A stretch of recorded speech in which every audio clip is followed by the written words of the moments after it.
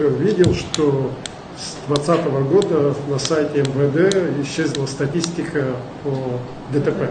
Да, нету ее. С 2020 года? Да.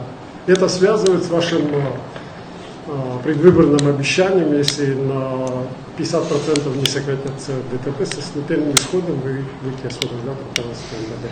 Да. Так пишут в социальных сетях. Но на сайте нету статистики. Хорошо, исправим. Почему ее нет, не знаю. Вот вы говорите. А с каких пор ее нет? С 2020 года.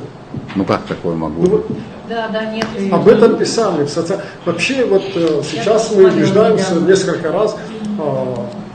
Есть в социальных сетях факты, сообщения, которые как-то нужно реагировать, их надо анализировать, собирать, чтобы люди получили объективную информацию. Да. Но вы, наверное, обратили внимание, или это не бросается в глаза, какой плотный транспортный поток сейчас. Вы обратили на это внимание? Обратили.